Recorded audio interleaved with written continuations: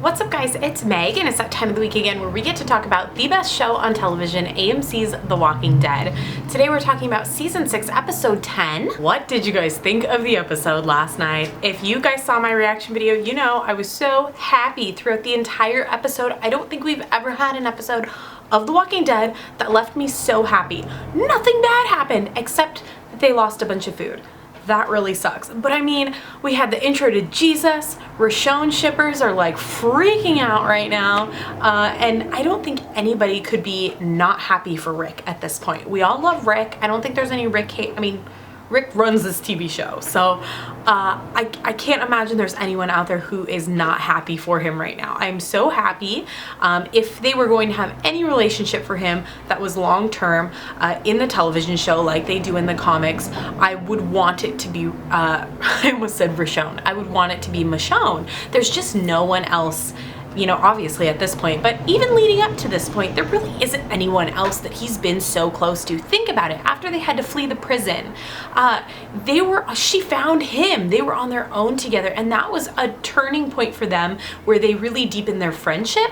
You know, obviously nothing romantic was going on then, but they really became very close and spent a lot of one-on-one time together. And really, then when they came to Alexandria, they'd already been living in the same house together. They're already like a family, and it's just developing further. And this episode was such a nice, awesome surprise. Like, who was surprised at that? I will tell you right now that I did have the Roshone spoilers spoiled for me. So for those of you guys who are new to my channel, please know that I hate spoilers so much. These are filming spoilers. So if you know pretty much anything that comes from the Spoiling Dead Facebook page, I do not want to know about it. If you post it on here on my channel without a spoiler warning, I'm probably going to block your comments. This channel is like spoiler free. We talk about comics, but not, you know, anything that's really going to spoil too much for you. But I will tell you if we're going to talk about comic spoilers beforehand. So we try to keep this spoiler free. I did have the Roshone moments spoiled for me, but the entire episode was such a happy surprise. I mean, it was such a feel-good episode from the road trip. I mean, everyone's happy, and we see Denise and Tara happy, and we see you know, Rick and Michonne happy. And let's start at the beginning of the episode.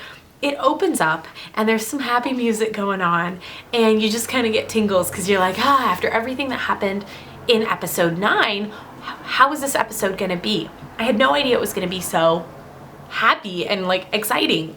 But the opening line, or the opening music comes on, and you see Rick, and I will say he looks like, so it could go either way. I was watching The Talking Dead, and I thought that he was putting a notch in his belt to make it go tighter, because they're going on food runs, agriculture runs. It's been implied for a while that they've been rationing food, so it would make sense that that's just a very subtle way of telling us that he has lost weight due to the lack of, you know, extra overabundance of food. We do know that back when, you know, Spencer raided the pantry, that they were already rationing their food. So we know food supplies are low.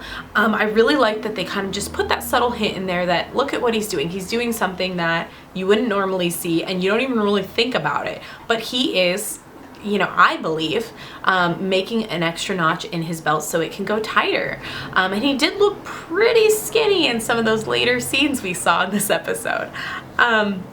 Moving along, I also loved that they told us there was a time jump without being so obvious about it. One of the very first images we see is a photograph on the desk of Carl with his eye patch holding Judith, and he seems very happy. And I liked that we at least saw, you know, that there was some sort of time skip.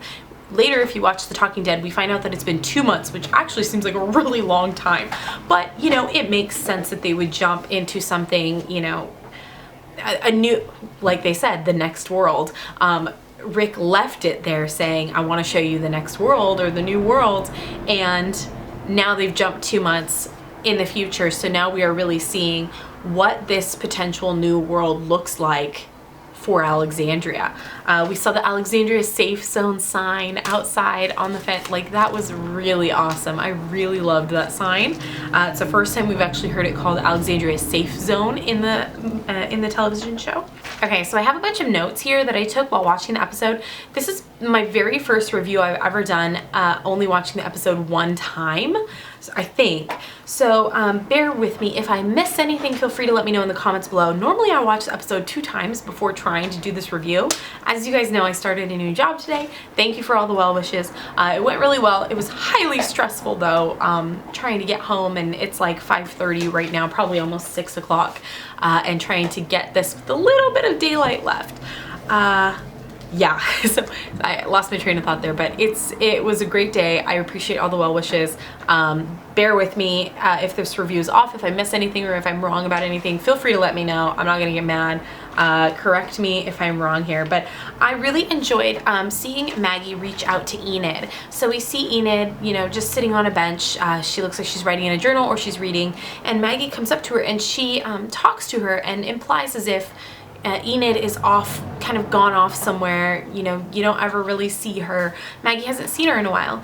And I love this little subtle moment where they're building this relationship with Enid and Maggie and Glenn that will eventually lead further on down to her taking the Sophia role from the comics. I'm sure of it now. We've always kind of thought maybe, you know, maybe there will, since Sophia's dead in the comics, you know, or I'm sorry, in the TV show.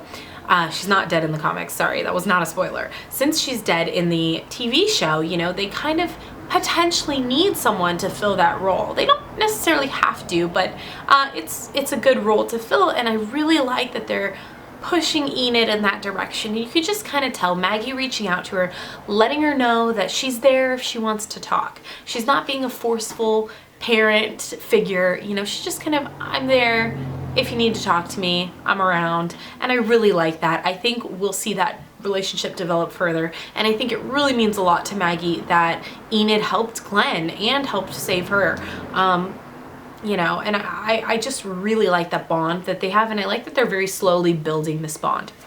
Okay, probably the most anticipated, for me at least, part of this episode was the intro to Jesus. I'm so excited. He was so awesome, guys. Like, how incredible is Tom Payne's acting here? I was so thrilled by his like ninja skills and the way they played it, and it wasn't exactly like it was in the comics, which was great because I love it when they put spins on things but don't change them completely. They really showed us just how smart of a guy Jesus is. He really fooled Rick and Daryl here, and Rick and Daryl are probably two of the smartest like survivors that we have. Maybe smart, it's like street smarts type, you know, survival skills that we have in our group. And so to see Jesus pull one over on both Daryl and Rick multiple times was really awesome. I loved that he pickpocketed Rick without Rick knowing. Rick's a police, you know, former police officer, so, and he had no clue whatsoever. And then the firecrackers, and you find out that Jesus has been watching them, because obviously he saw them get the truck, and then they're not still at the same place where they got the truck of food. They drove to a gas station. We don't know how far that was, but Jesus followed him there. He knew that it was full of food, I'm sure of it, and then, you know, stole the truck. Hilarious scene when they track him down in the field and the barn, you know, in the background. Oh my god, that was the funniest scene.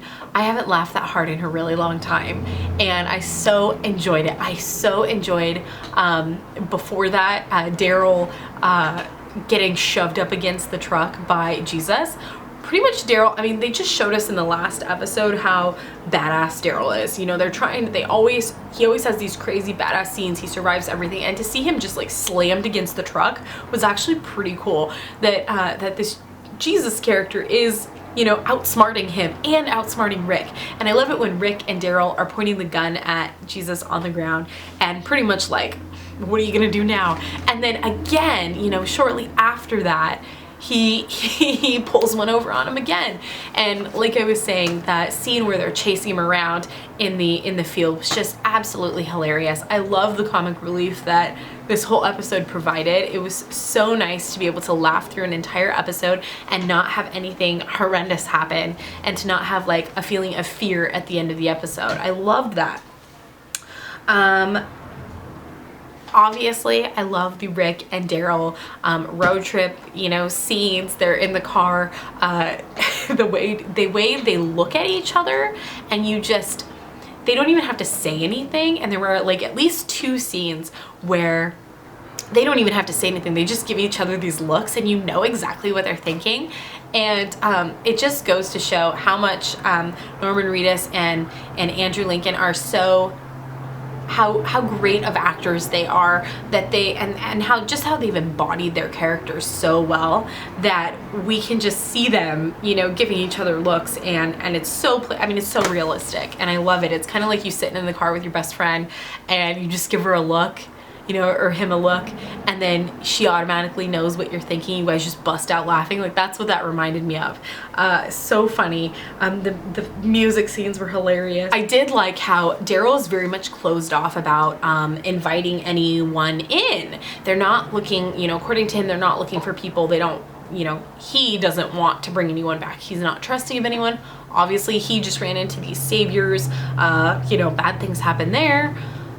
Yada yada yada. They just had the wolves attack. You know, he's very skeptical about bringing anyone in. And the entire time, Rick is just, you know, giving subtle like comments about, you know, bringing, that they should still take people in. I'm not going to go into every single conversation, but basically, you know, trying to convince Daryl that we should still be bringing people into Alexandria. Not everyone's bad. And Rick is very positive in this episode. The law of averages, basically, like, you know, you can only have so many bad things before something good happens. It's like that things will even themselves out.